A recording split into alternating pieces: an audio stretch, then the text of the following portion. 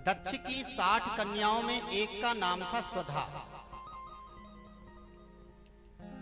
जिसका विवाह पितरों के साथ में हुआ।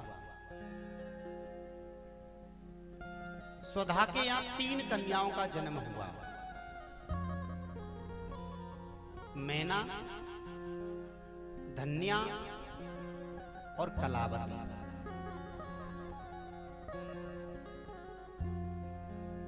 ब्रह्मा जी कहते हैं कि हे नारद, इन तीनों कन्याओं का नाम मात्र लेने से, मैना, धन्या और कलावती, इन तीनों का नाम लेने से सभी कामनाएं पूर्ण हो जाती हैं।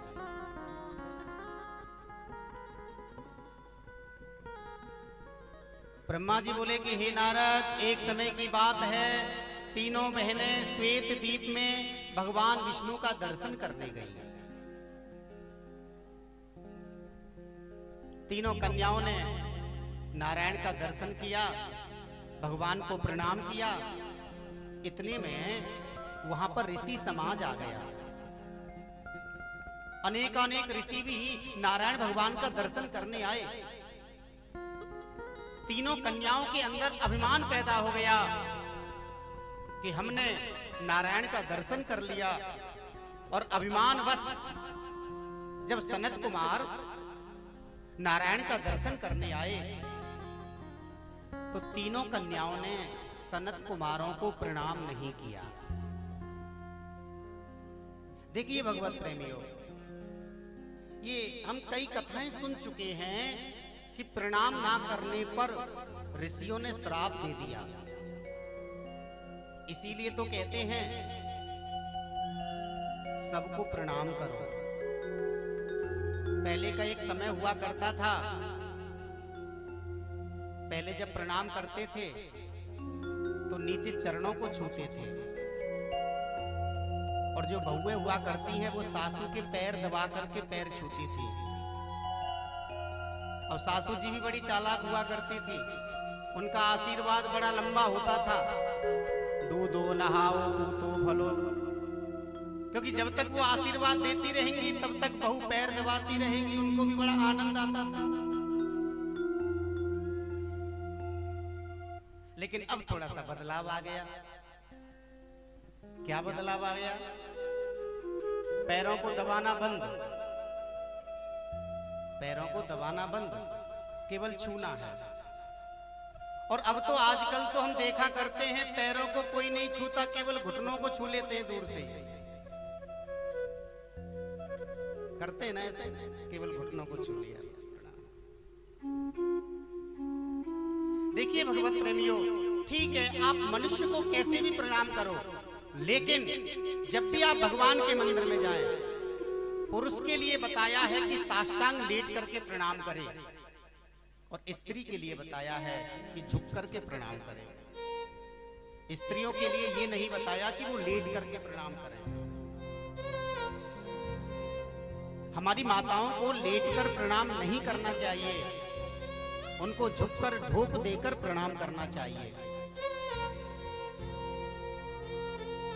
अब कई लोग तो ढोक देना जानते ही नहीं है। अब जैसे कोई पंडित जी कथा सुना रहे थे, अब पंडित जी ने कहा प्रवचनों में, बोले सभी बहुओं को अपनी सास को ढोक देनी चाहिए।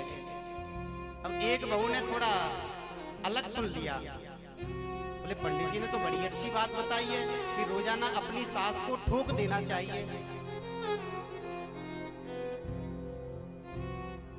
अब घर गई, सासू जी को पकड़ा और ठोकने लग गई।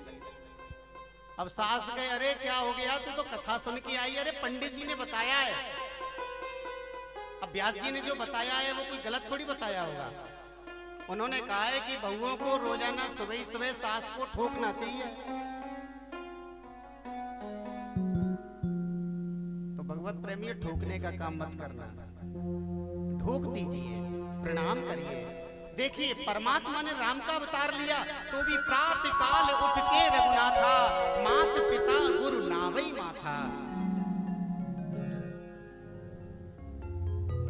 जो सुबह जगने के बाद भगवान को प्रणाम करता है, मैं भागवत कथा में प्राय सुनाया करता हूँ, और भागवत जी में ऐसा आया भी है कि सुबह सुबह जगो, ध्यान देना, सुबह सुबह जगो, सबसे पहले हथेलियों का दर्शन करो।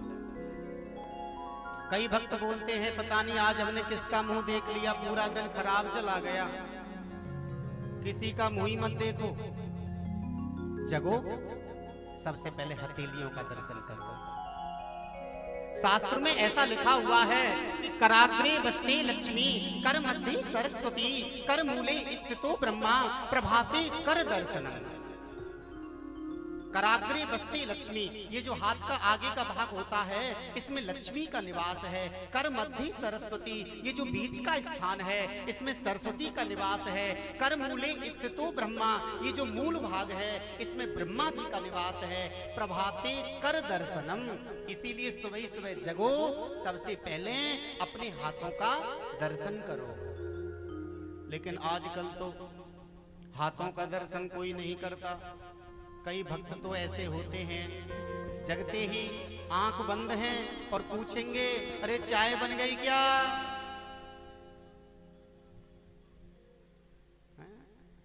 प्रभाते कप दर्शनम, बोले चाय बना दो तभी जगेंगे, और जगते ही चाय पिएंगे। इसलिए सुबह जगो, सबसे पहले अपने हाथों का दर्शन करो, उसके बाद में पृथ्वी माता को प्रणाम करो। पृथ्वी पर पैर रखने का भी विधान होता है कि आपको सबसे पहले दायां पैर पृथ्वी पर रखना है या बायां पैर पृथ्वी पर रखना है। इसका तरीका क्या है? जगने के बाद आप ये देखिए आपकी कौन सी नासिका में से श्वास चल रही है। अगर दाईं नासिका में से श्वास चल रही है तो दायां पैर रखो, बाईं नासिका में से श्वास चल रही है तो बायां पैर रखो, और दोनों नासिकाओं में से श्वास चल रही है तो दोनों पैरों को पृथ्वी पर एक साथ रखना चाहिए। पृथ्वी माता को प्रणाम करो, उसके बाद में अपने से बड़े हैं उनको प्रणाम करो, उसके उपरांत अपनी जो दिनचर्या है उसे करो। स्नान आदि करो, जल्दी स्नान करने का विधान होना चाहिए। जगने के बाद हमें स्नान कर लेना चाहिए। कई भक्त होते हैं 12-12 बजे स्नान करते हैं, 2-2 बजे स्नान करते हैं। आप लोग तो नहीं करते होंगे, सब सुबह जल्दी करते हैं। विकास जी, अच्छा मैं आपको विज्ञान की दृष्टि से समझाता हूँ। ये तो शास्त्र में लिखा हुआ है कि सुबह जगने के बाद सबसे पहले स्नान करो। अब मैं आपको विज्ञान की दृष्टि से समझाऊंगा। देखिए, जब हम रात को सो जाते हैं, रात को सोने के बाद सब जानते हैं कि हमारे अंदर से कार्बन डाइऑक्साइड निकलती है। हम ऑक्सीजन लेते हैं और कार्बन डाइऑक्साइड छोड़ते हैं। जब हम सो जाते हैं हमारे शरीर में रोम छिद्र होते हैं। हम लोग ऐसा जानते हैं कि हम लोग नाक से ही श्वास लेते हैं, जबकि ऐसा नहीं है। नासिका के अलावा हम रोम छिद्रों से भी श्वास लेते हैं। और जब हम रात्रि में सो जाते हैं हमारे ये जो रोम छिद्र हैं ये बंद हो जाते हैं। हमारे रोम छिद्र बंद हो जाएंगे तो जो भी हम खाएंगे पिएंगे वो पचेगा नहीं। कई लोग जगने के बाद खाने लग जाते हैं स्नान करने से पहले, वो पचेगा नहीं। हमको अपच की बीमारी बन जाएगी, हमें गैस की बीमारी बन जाएगी। और यदि हम सबसे पहले स्नान कर लें और स्नान करने के बाद में कुछ भी खाना पीना करें, हमारे रोम छिद्र खुल जाएंगे, हमारी जठराग्नि जलने लग जाएगी और हम जो भी खाएंगे वो पचने लग जाएगा। इसलिए भगवत प्रेमियों, 100 काम छोड़ करके स्नान करो। घर में भोजन भी तब बनाओ जब पहले आप स्नान कर लें। अब कई माताएं कहती हैं महाराज जी सुबह 8 बजे पति देव जाते हैं ड्यूटी, बच्चे जाते हैं स्कूल, इतनी जल्दी हम कैसे स्नान कर सकते हैं? नहीं कर सकते। अच्छा, एक बात बताएं आपके लिए कि ऐसा विधान है कि जब हम भोजन बनाते हैं सबसे पहली जो रोटी होती है वो गौ माता की होती है कि नहीं? जो हम रोटी बनाते हैं पहली रोटी किसकी होती है? जोर से बोलो, गाय की। और सबसे आखिरी रोटी किसकी होती है? या तो कुत्ता की होती है या बनाने वाले की होती है। पहले की माताएं बड़ी चालाक हुआ करती थी, जो सबसे आखिरी की रोटी होती थी ना उसको मोटी बनाती थी।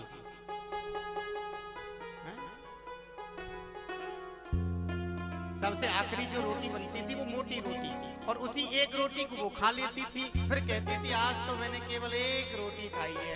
अरे मैया, तेने 3 रोटियों की एक रोटी बना दी। और आजकल क्या करते हैं, ध्यान देना, ये हंसने की बात नहीं है, मैं आपको ज्ञान की बात बता रहा हूँ। आजकल हम लोग क्या करते हैं, सुबह जगने के बाद भोजन बनाते हैं। अब जब स्नान नहीं किया है, हम यदि रोटी बनाएंगे तो गौ माता को रोटी तो खिला नहीं सकते। और हम लोग क्या करते हैं, पहली रोटी को या तो अपने पति को खिला देंगे या बच्चों को खिला देंगे, और बच्चों से ज्यादा पति को खिलाते हैं। अब पति को बना दिया गौ,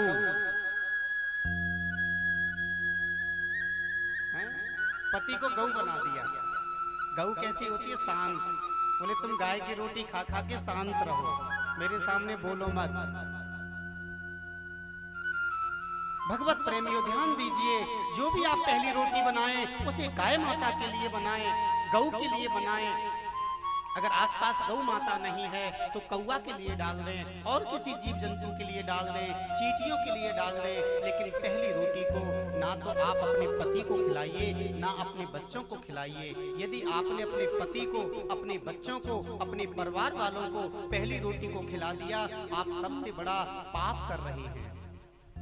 इसलिए भगवत प्रेमियों, पहली रोटी गौ को खिलाओ, और आखिरी रोटी या तो बनाने वाला स्वयं खा ले या फिर आप जो है उसे कुत्ता के लिए खिलाओ।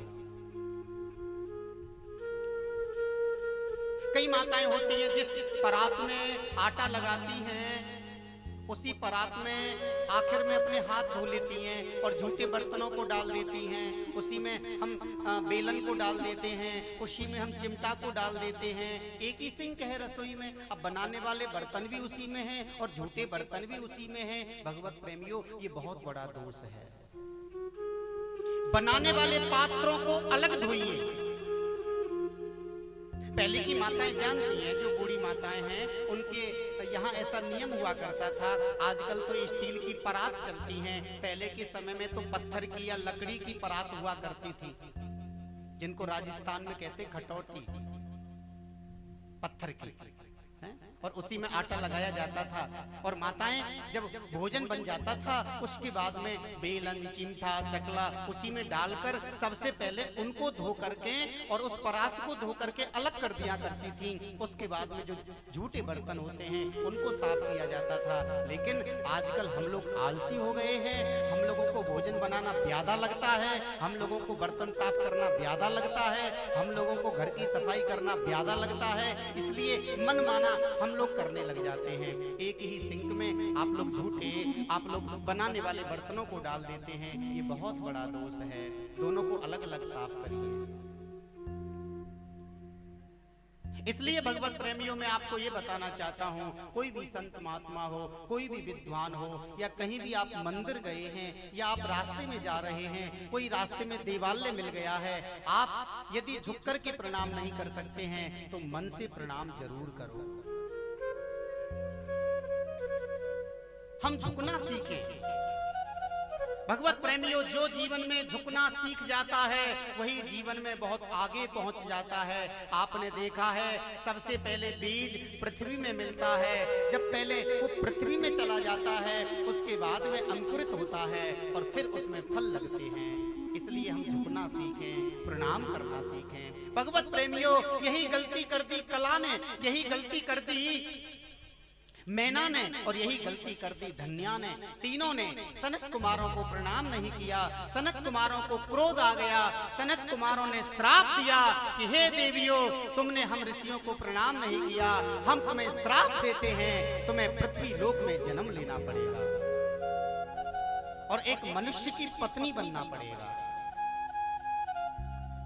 अब तीनों कन्याएं रोने लग गई, बाबा हमें क्षमा करो, बाबा हमसे बहुत बड़ी गलती हो गई। चरणों में गिर पड़ी तीनों कन्याएं। बाबा आप तो संत हो, आप हमें क्षमा करो, बाबा आप हमें क्षमा करो। सनत कुमार बोले कि हे देवियों, तुमने अपराध तो बहुत बड़ा किया है, लेकिन हम तुम्हें एक आशीर्वाद देते हैं कि तुम तीनों कन्याओं का जन्म पृथ्वी लोक में होगा, तुम्हारा पति भी मनुष्य होगा, लेकिन तुम तीनों कन्याओं के घर में पराम्मा जगदम्मा अवतार लेगी। और भगवत प्रेमियों,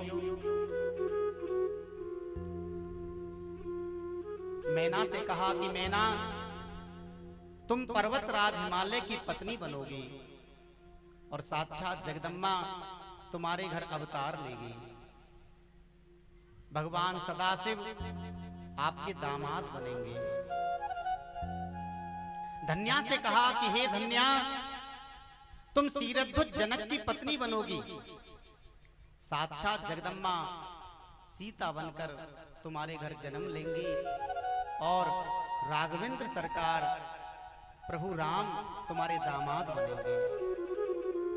और कलावती से कहा कि हे देवी, तुम बृषवान की प्रिया बनोगी और तुम्हारे यहां पर राधा जी का जन्म होगा। राधा जो कि कृष्ण का ही स्वरूप है। और सिंह महापुराण में तो ऐसा लिखा हुआ है, तुम्हारे कृष्ण दामाद बने।